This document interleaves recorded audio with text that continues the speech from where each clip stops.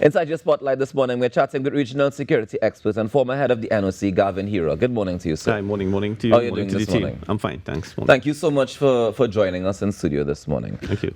Before we get into the actual conversation, I just want to get to kind of give some context as to the frame of where you operate in and the sphere in which you work in. You're a regional security expert. What does that mean? Yeah, okay, well, I have been involved with a number of what I call representatives in the region, both regionally and internationally, and continue to speak on certain key issues, transnational organized crime, counterterrorism, the geopolitics, and I do speaking engagements internationally. I've also been considered and consulted for my opinion with regard to research and along those lines. So I have a team that works with me, and therefore that the regional security aspect of it is the expertise of understanding how trends have happened within the region, what is taking place, and to forecast some of the changes that we're seeing in the atmosphere. And along that line, the expertise comes into play, especially from a research-driven perspective. Right. So then from where you sit, what would you say has contributed to our escalating crime rate? Because people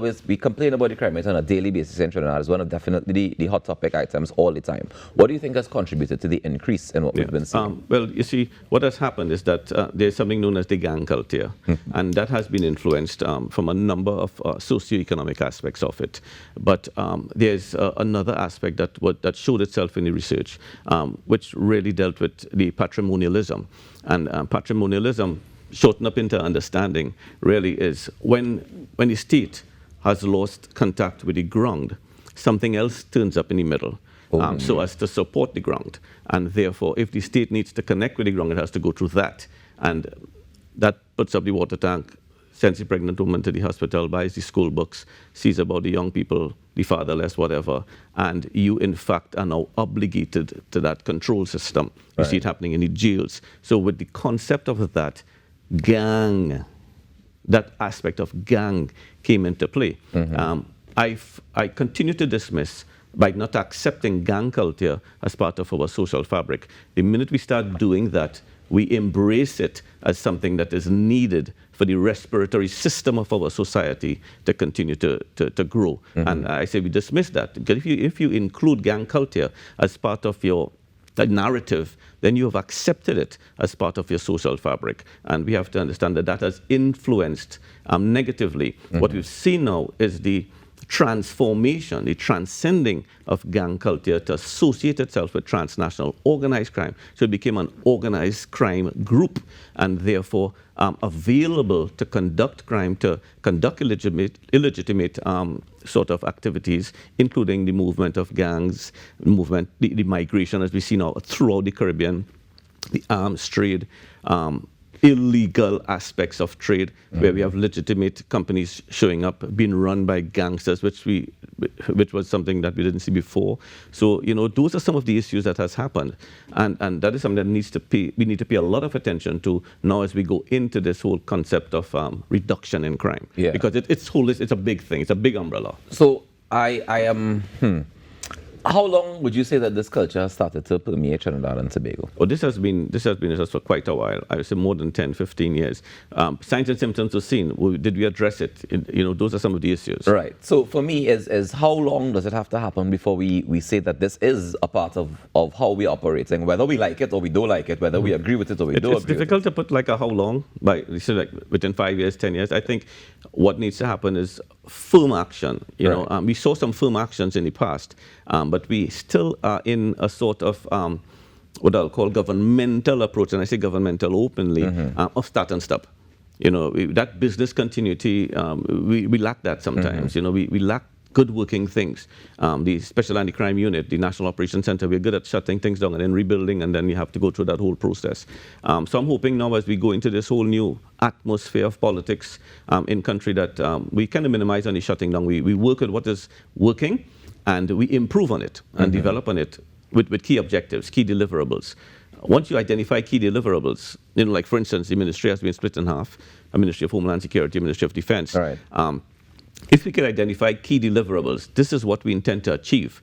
This is how we intend to achieve it. This is by when we intend to achieve it. It gives us as the citizens an opportunity to measure, to monitor, and to manage, and to look at, and to tell well, you are standing with what you say. Yeah. And we can then basically have an idea that the objectives are being achieved. But when that is not communicated, when there's a lack of public awareness to an extent, we're left to wonder, and therefore there's speculation and conspiracy theories. So we have all of that happening in the atmosphere. Of course. Well, I know the Prime Minister, when she was sworn in, she would have said that in 6 months' time, we can see and feel a safer Trinidad and Tobago, which means that one of her main plans would be to tackle crime as she hits the ground running. So we already have one of those measurables that you would have mentioned. We have a time frame. We don't have exactly how, but we know that we've split the ministry, like you mentioned, Ministry of Defense, Ministry of Homeland Security. So now we just need the key deliverables that would be the part of that communication that's missing, yeah? And it was powerful for her to say that. Yeah. 6 months, because the government came into power because of crime. Right. And recognizing that, okay, we have a solution here that will probably begin to solve crime or reduce crime. So by her giving that statement of 6 months, it now gives us as the citizens, okay, we have 6 months to actually see some results, see some stuff happening. We are in a society that is visually stimulated. We love to see things happening, buildings going up and stuff happening. So I'm hoping within that 6 months we can be visually stimulated to action being taken. And those two ministries are working assiduously, I hope, in the background to deliver within that 6 month frame. Of course. Now, one of the things that contributes to crime a lot in Trinidad and Tobago is illegal firearms. One of the things that was mentioned on the platform when the UNC was campaigning was stand your ground laws. They were talking about giving out more firearms to legal citizens, to people who are not breaking the law, who are good citizens of Trinidad and Tobago, and they're given the idea would be to arm citizens of Trinidad so they feel safer. Is that a positive way to approach crime? Do you think that would have any impact on crime reduction? Yeah, I wanna address it in the aspect of I don't want people to misinterpret what is happening, because there have been some people just run off with some misinterpretations. What is being said, and I think, is really the relaxed acquisition processes for the acquisition of an FUL, firearm user's license. This does not mean that we're going to give everybody firearms, which is what is being said. I remember in the former government, when they said that the COVID restrictions were relaxed, the narrative that people ran with COVID done. Fetch that. Yeah. You understand what I'm saying? We must not misinterpret it. The Minister of Homeland Security made a key statement on the swearing in. He said, he used two powerful words, processes and timely. So I get the feeling that what would have taken a long time to happen is going to take a shorter time to happen. But within that shorter time, there's going to be an increased approach with regard to vetting, background checks, all of the prerequisites, and more importantly, some of the pre-certifications that will guarantee or certify you to get a firearm. You know, so you don't have to wait long. Businessmen don't have to wait long. People with threat to life don't have to wait long. Situations that existed, and I'm there for 2 years, 3 years, 4 years, 5 years, sometimes 10 years to get an FUL, is going to be sped up. And it's going to take a lot of working parts in the background, including the Office of the Commissioner of Police, including the Ministry of National Security, and more importantly, I expect some sort of expanded vetting system that will be able to look at what are the processes, so that by the time you're given the tick in the box, you would have gone through all of these hoops and qualified for the FUL in a shorter period. So we must not interpret it guns for everybody. Of course. So if we speed up that process and we're able to get more FULs issued to persons who have been requesting it. And are qualified. And pass the psychometric evaluation and all of the things that you need to pass. The full application. Do you think it would help with the crime situation? Well, this draws us to another conversation, in that research has shown where relaxed gun processes, gun laws, and where a lot of people are now accessing guns, has to deal first and foremost whether we have a gun culture in this country, a gun owner's culture. Because we do have a gun culture, but I said it in another place, an illegal gun culture. So a legal gun culture also takes a certain amount of education of our citizenry, rules of engagement, the law. Plays a very important part. You may be carrying a firearm. However, if you brandish that firearm or you draw that firearm, you threaten somebody with that firearm, depending on the situation, you could be facing prosecutorial processes. So you have to understand all of those aspects of it. Would it lead to a reduction in crime? Okay, he has a gun, I wouldn't rob him, or there's a gun in that house. It can also increase a threat. So we have seen also where there have been additional gun violences, active shooter, for instance, suicides. So those are some other negatives that also show itself. But reduction in crime because of more guns on the street has worked in some jurisdictions, but it was associated and aligned to what I talked about, us adjusting towards that gun ownership culture, and that is not going to happen overnight. Have you seen that approach work in any other of the places that you operate in the region? Not within the region, but more outside in Europe and in the US. What we've seen is gun amnesties and that type of stuff. A lot of people are talking this talk about making firearms more available. But at the end of the day, what we're really trying to treat with is to reduce the mindset of someone having to have a criminal intent, or reduce the mindset of someone protecting his grocery or his property by wanting to kill another individual.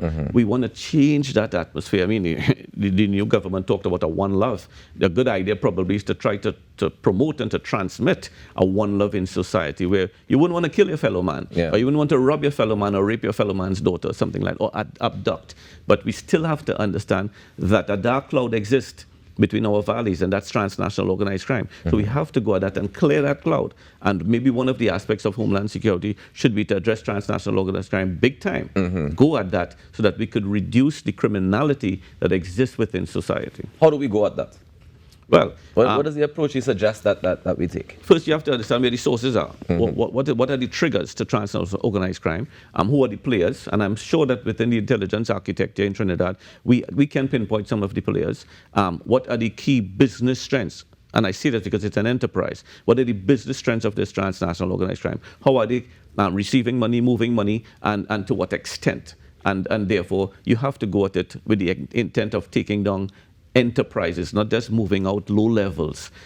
Sometimes new units are expected in things like that. Specific units with mandates that can go at this. At one time when kidnapping was the major threat in this country, the Special Anti-Crime Unit was formed. The National Operations Center was formed also during later on to address certain issues, managing and coordinating the aspects of national entities to treat with crime reduction. So transnational organized crime is threatened when there is a system that can offend, or there's an offensive system, that could come at them. And therefore that needs to be happening, one, in a narrative, how we speak, what we do, and who are the players. So I think maybe some sort of unit that can address that with fervency. We had the anti-gang unit, we have the SSA. Do those things not deal with that? They address it, but what I'm saying is that they're also dealing with a number of other issues. A specific focus. We are going to deal with kidnapping. We are going to deal with gang warfare. Or we're going to deal with homicides. Or we're going to deal with transnational organized crime. Specialization and elitism, and go at that uninterrupted by other aspects of it, and provide deliverables, just as we open the conversation. So am I promoting some sort of special unit to deal with transnational organized crime? Maybe I am, or unless that has already been considered and is soon to be communicated to the citizenry. But that is the way you go at it, because that has allowed itself.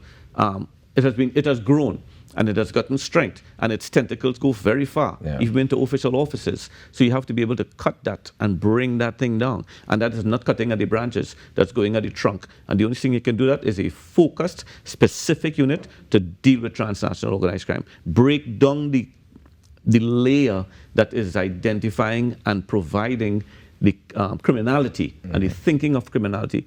A quick one is the mass migration. And of course, we have foreign nationals in country. We have now accepted that from a socio-economic aspect of it. But the same way the nail tech came over, and the mason and the landscaper and the mechanic, good working people, everybody know where they can get a migrant to do something. Criminals have also come. Gangs have also come. And now there's a cross-fertilization between the LATAM criminality and our local criminality. Something else is coming up in the middle. Those are some of the aspects of transnational organized crime that needs being addressed with immediate effect. Garvin, thank you so much for taking the time It's been an honor to chat with us about it. I definitely think that you've opened our eyes to some possibilities and some things that we need to pay attention to, like deliverables for one and timeliness for another. So thank you very much. Enjoy the rest of your day. Compliment to the team. Well done. Thank you very much. Ladies and gentlemen, that's Garvin Heerah, regional security expert and former head of the NOC, just chatting with us a little bit about how gun laws, how crime can be affected, and how we can have more deliverables. Stay tuned to the Now Morning Show. We have a lot more in store for you. It is then I don't take the chance, cause the only